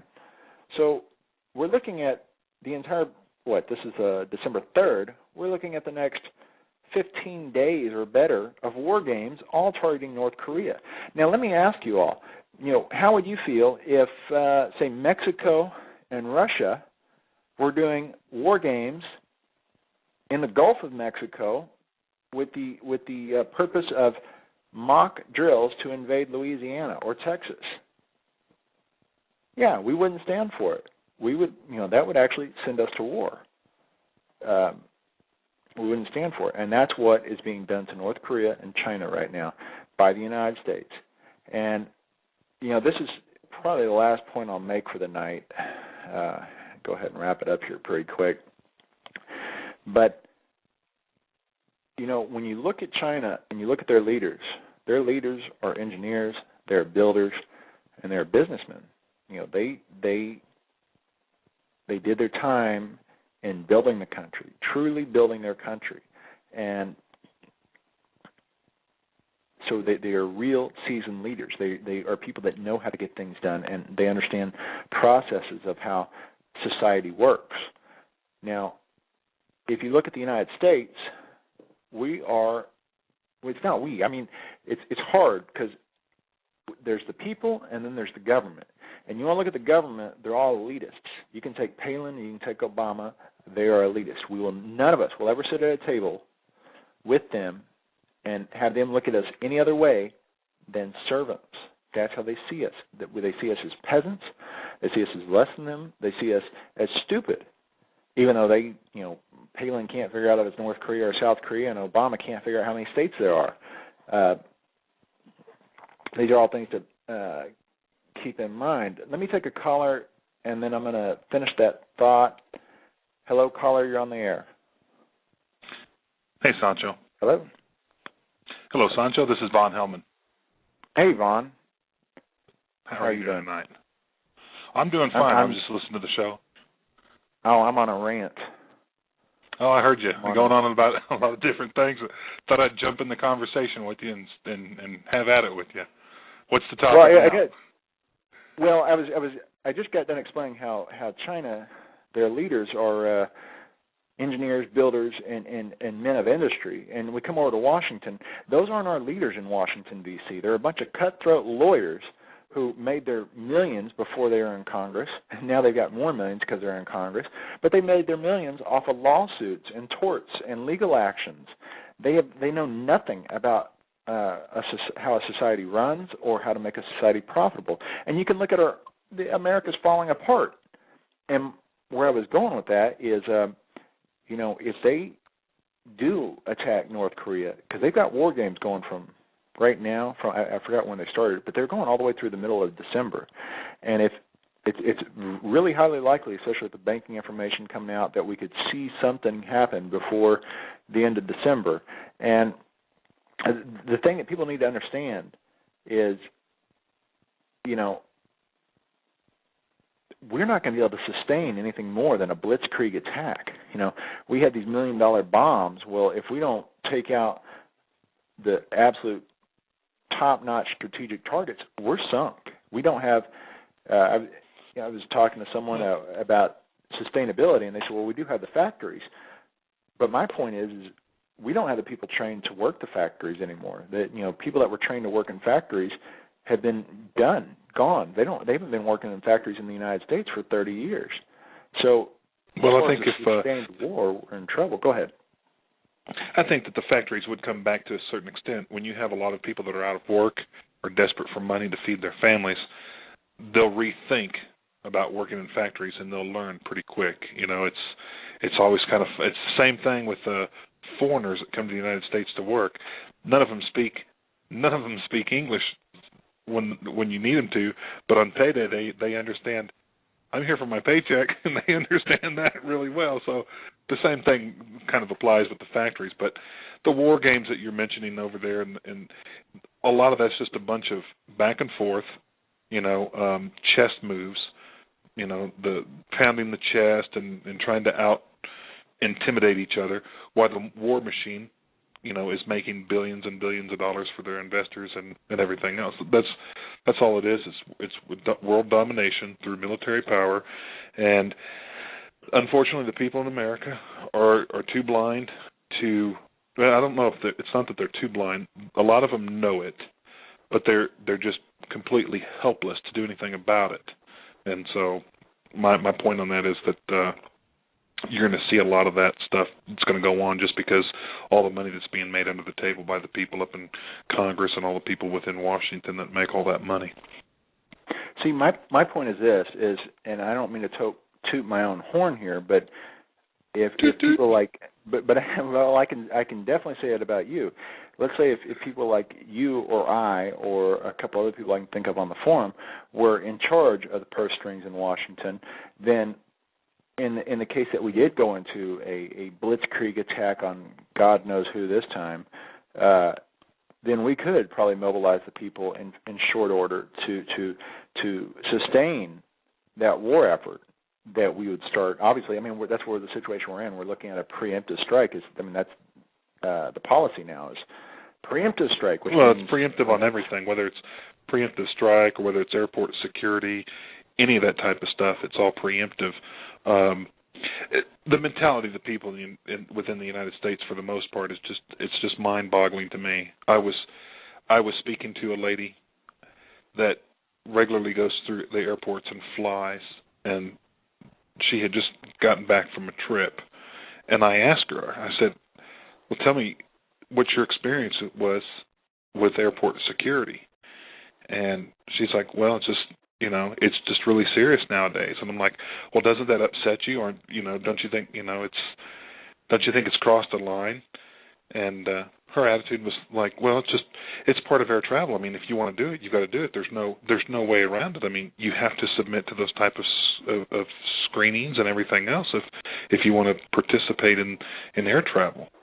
And just completely submissive in that regard. And I can't understand the mentality of the people that put up with that type of stuff. I really don't.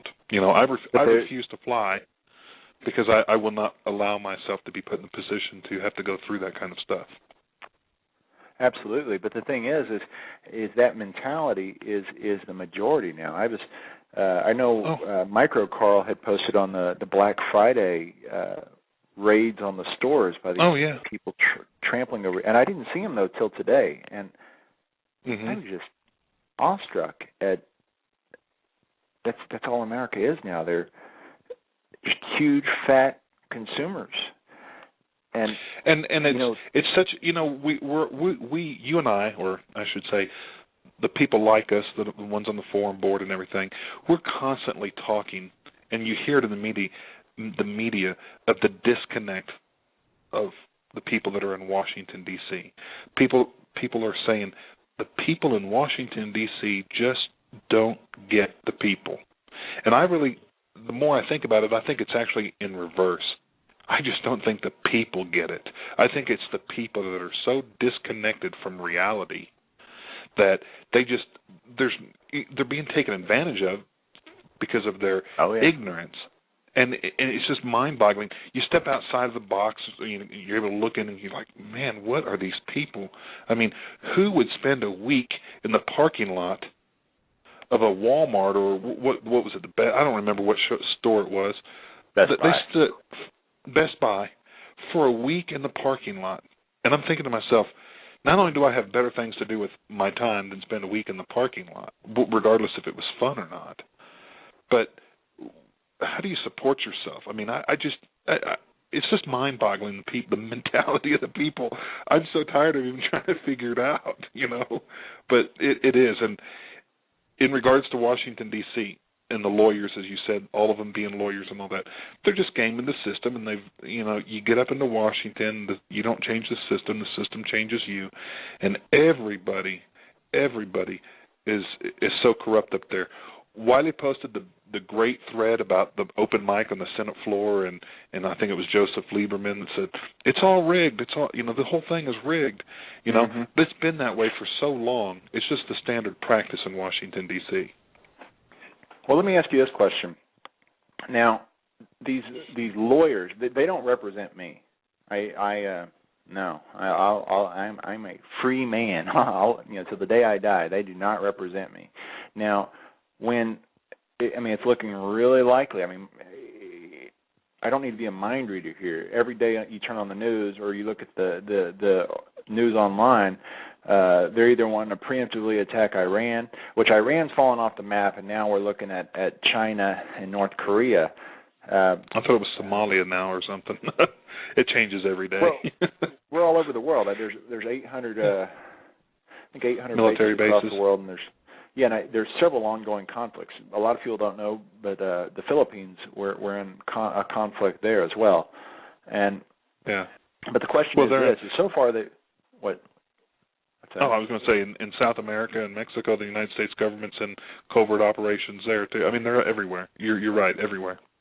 The Fourth Fleet was in the Caribbean, and their stated goal down there was to go boots dry and be in the littorals, which basically it was also patrol the green waters. They were saying that they were going to be in the freshwater rivers, they were going to be on the land, and they were going to be just offshore where the different governments and the different people could see the ships, so they would know America was watching. And that's insanity. But my question is this: is when these psychopaths, these parasitical lords in Washington, D.C., when they do pull that trigger, and these military personnel, they should just sit down. They should sit down and refuse unlawful orders. But that's what the Oath Keepers are about. But you're again talking about the military people. A lot of them are just your average sheeple, and they're okay. Well, doesn't it just ring sad? It rings sad to me that the United States even has to have an organization called the Oath Keepers, which then directly says that there are so many people that are not keeping their oath or doing such corruption that you need an organization of people that are standing up saying, hey, we're keeping our oath, we're doing what we're supposed to, maybe not the others, but we are. It's just a sad reflection. The people they just don't get. It's just, it's mind-boggling. I don't even. Well, when you sign on to be an oath keeper, that's almost like from what I've looked and heard and seen from different articles, a lot of times that ends up as a career-ending move. So by signing something that says that you will uphold what you swore to do, it actually ends up ending your career, which is that's if you want to talk about mind-blowing concepts, that to me is incredible. But my question is this: it's like don't rock the boat, don't rock the boat or you get thrown over, Then that's just so. Will you? Because my answer right now is no. But here's the question: when these parasitical lords in Washington D.C. pull the trigger, whether it's Iran, China, I think the whole thing's going to go up. And what I think is that we could end up with some serious problems in the United States. And my question is, would you fight for these people in Washington, D.C.? They don't represent me. No, honestly, I'll tell you that, and this is going to be not taken very well by many people, but not only will I not fight for the people in Washington, D.C., I refuse to or ever will fight for the United States government, the military, or any type of draft. I will refuse. I will be a draft dodger.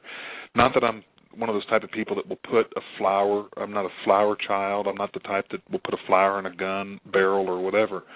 I just don't believe in putting my life on the line for a country so people can rush into Best Buy at 4 o'clock in the morning to buy consumer goods, or put my life on the line for a country that has a bunch of criminals in Congress and the different branches of the alphabet agencies committing such horrific crimes and violating the Constitution on a minute-by-minute basis, on a daily basis. It's just, I would never do it. I don't believe in the country. I'm not, and it sounds very unpatriotic, but that's just where I stand.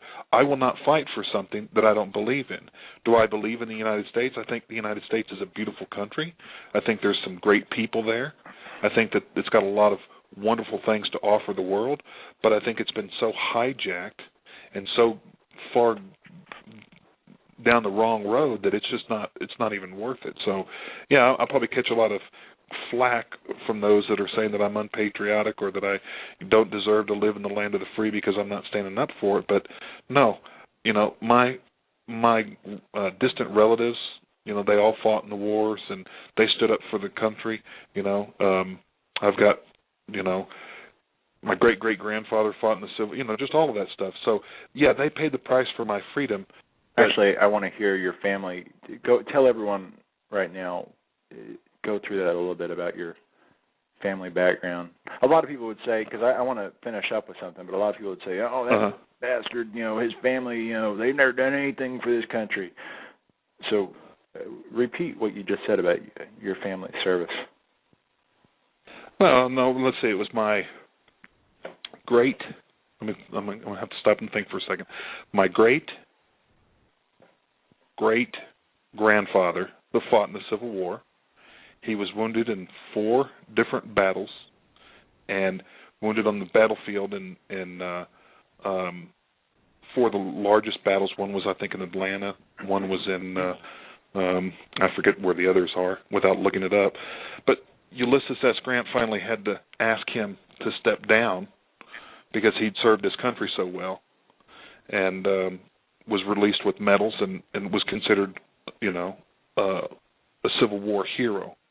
However, what my family has done in the military and what they've served for the country to create the freedoms for other people that are here today is completely different than what we face today.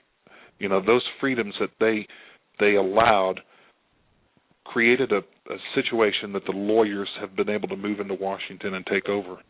Everything from World War II on has just been a crock. It's just been one fleecing moment after the next with stealing rights, stealing,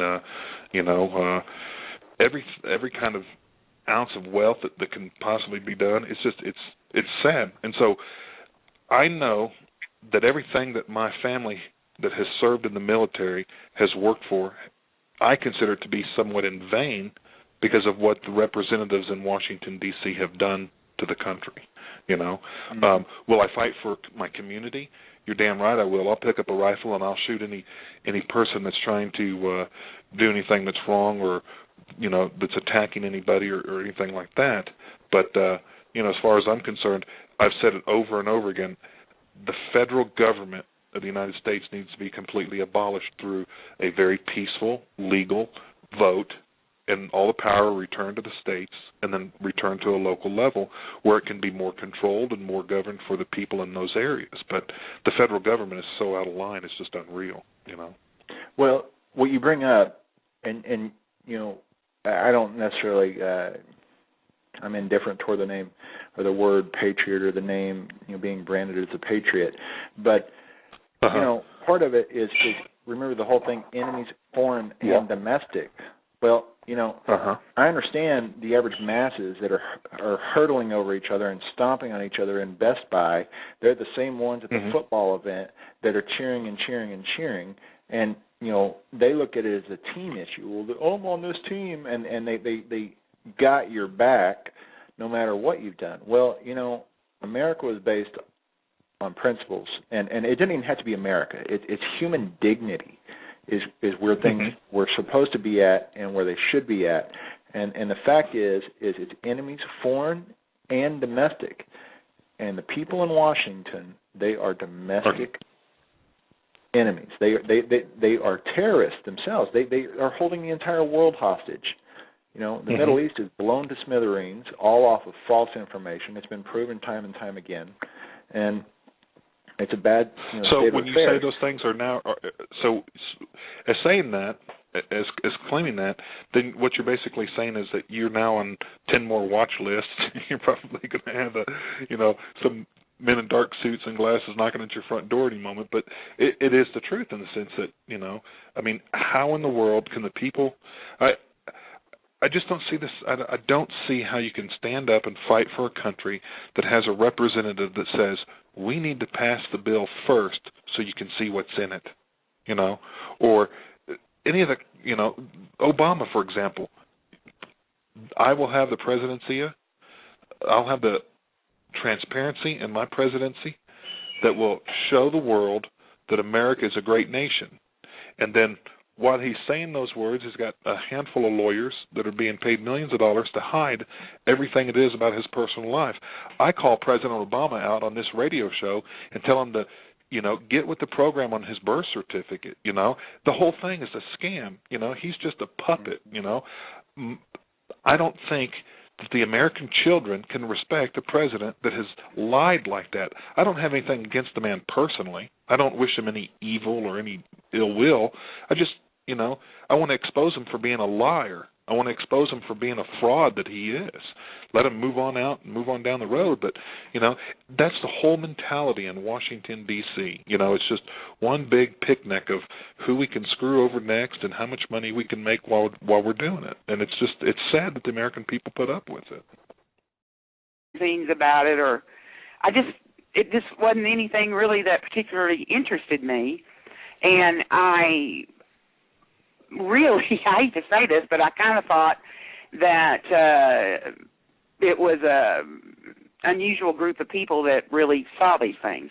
You know what I mean? I don't know. There's no nice way to say it, but I kind of thought, people that talked about this stuff were nut jobs, okay? So, but, I knew these people were okay. They were credible, It was just, I don't know how to explain it. But anyway, UFO ended up going in the headline. And just the first part of the headline made it above the fold. It wasn't the main story on the front page. And Steve Allen, one of the things that he wanted me to do was put his phone number in that article.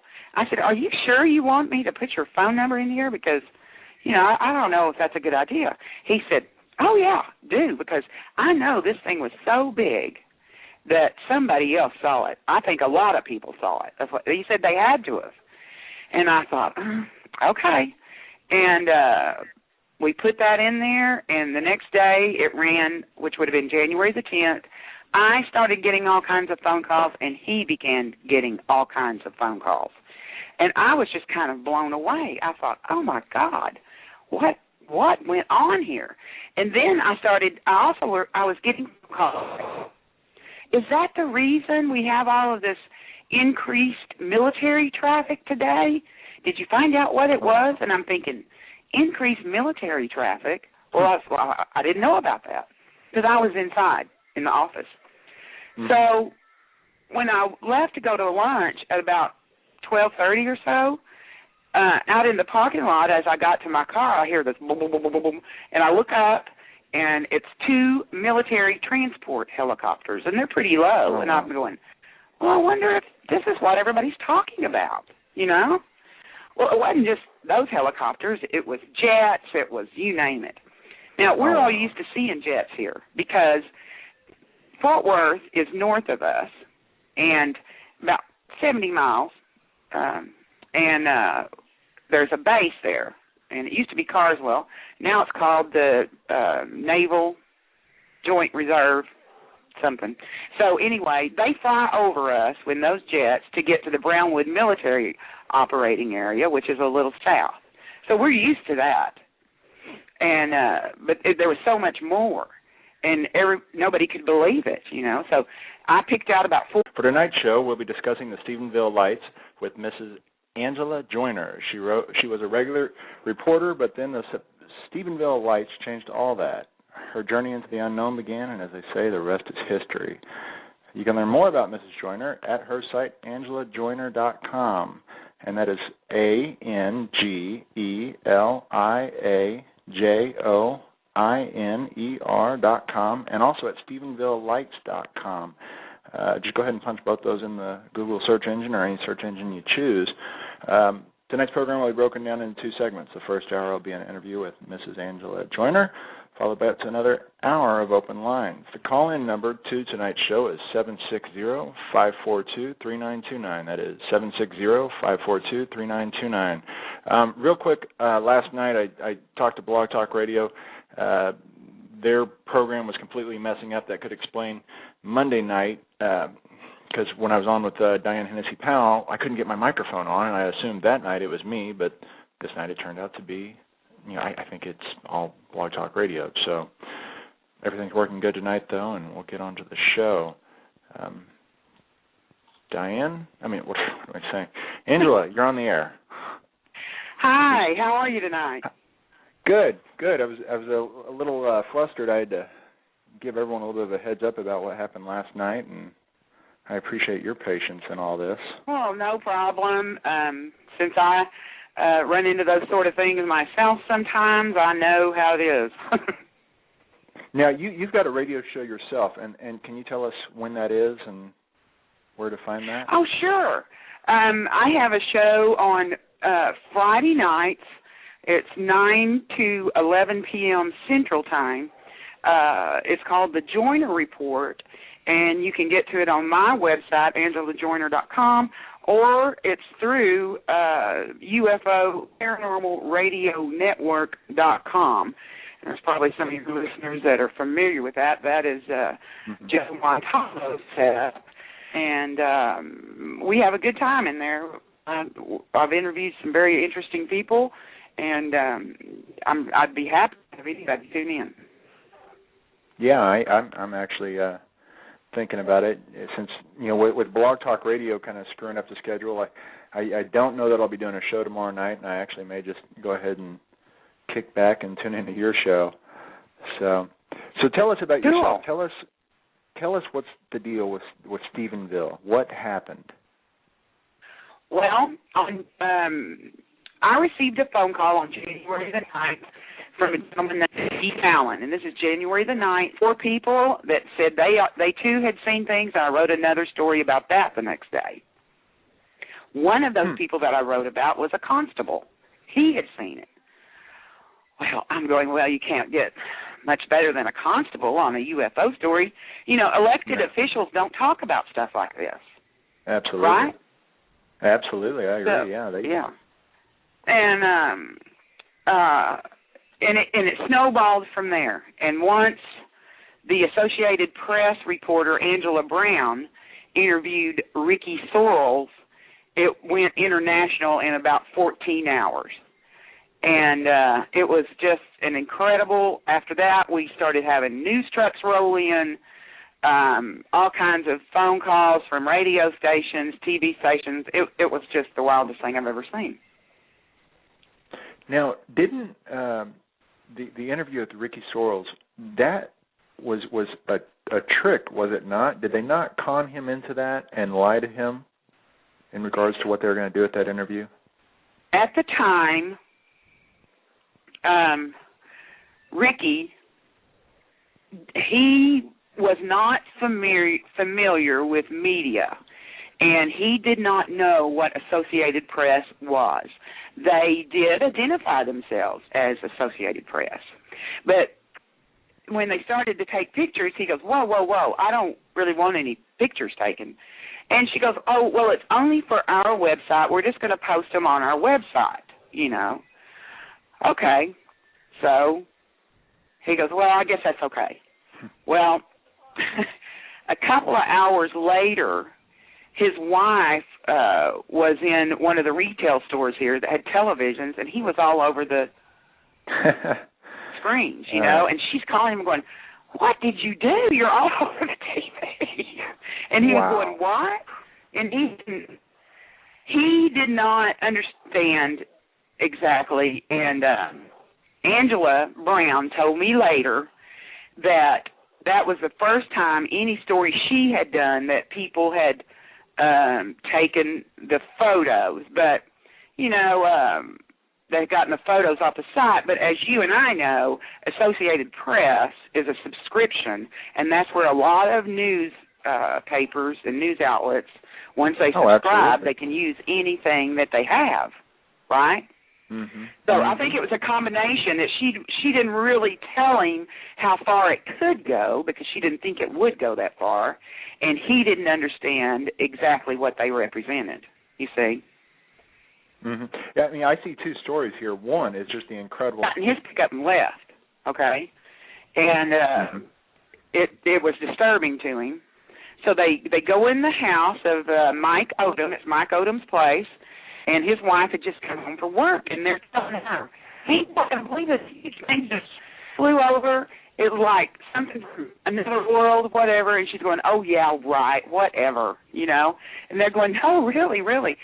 So she calls the guy that had left. His name was Lance Jones, and said, "What is going on? Are they just pulling my leg or what?" He said, "Get outside. It's coming back." He was over on the highway, but, you know, he could still see it. So we all go outside again. It comes back over, but this time there are two F-16s, and he told me that day they were either F-16s or F-15s, and the only way you could tell the difference is by looking at the tail, and, you know, he wasn't sure, but he said it was one of those. I said, okay. So, then the wife comes out, you know, and they all three see it, you know, again.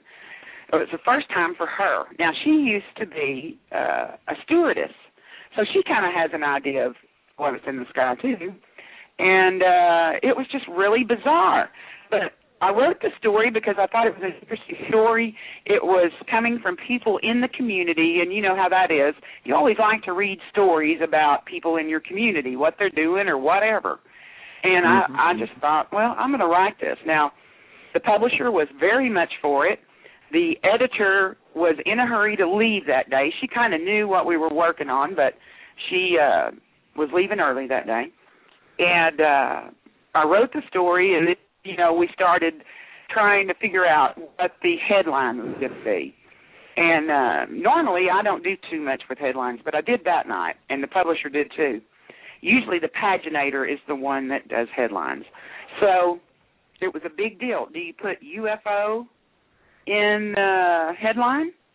Or, you know, what do you put? I said, yeah, we're going to put UFO because that's what it is. It's an unidentified flying object, and they don't know what it was, so I think that's appropriate. And the publisher did also.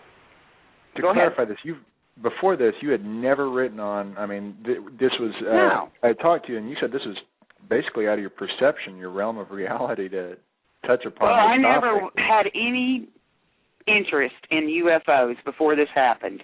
You know, if I saw a show about something like that on TV, well, I might watch it and think, that's pretty good. And then I never thought another thing about it.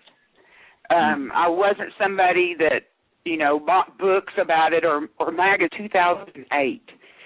So he began to tell me about this extraordinary event that had happened with he and 3 of his friends the night before, which would have been January the 8th. And I was listening, and, of course, I immediately picked up on the fact that he said, I've been a pilot for 30 years. So I'm thinking to myself, well, you know, a pilot they ought to know what's in the sky and what isn't, you know. Well, then the other thing is, he said all 3 of the people that were with him that evening were willing to talk to me. So I said, okay. Well, I call my buddy over at the Stephenville airport, and because Steve had told me that's where his hangar is for his plane. And I knew the manager, and I said, yeah, hey, you know this guy named Steve Allen keeps his plane out there? He goes, oh, yeah. I said, well, what kind of a guy is he? Well, he's a real nice guy. He said, I've been knowing him a year and a half, something like that. And I said, well, you know, he's called me about something pretty strange. And then he goes, he called you too? He said, we've been trying to help him figure out what that was all morning. So I'm going, okay. So I talked to the other 3 people, and I decided to write a story about it. First of all, I thought it was an interesting story that they saw this thing above them in a little community outside of Stephenville called Selden. And they had built a little... Were they in their plane? Were they actually in the air? No, they were on the ground. Okay. And they had been clearing some brush and stuff. And kind of finished up that and decided to, you know, build a little campfire light thing, and they were just out there in the... Selden's a real rural place. But something fly over. And Steve said this thing was huge. He told one reporter one time that, oh, you don't understand, this thing was as big as a Walmart. And he always said he regretted saying that because that's what went all over the place, and he felt like he sounded like a hillbilly, you know. Anyway, he said as it was going over, he was looking at a horizontal set of lights. And as he was watching, trying to think of what this could be, the lights broke apart and turned into 2 vertical sets of lights. It flew back towards Stephenville and kind of stopped there. And anyway, he said he just couldn't figure out what he was seeing. And they went. One of the men that was with them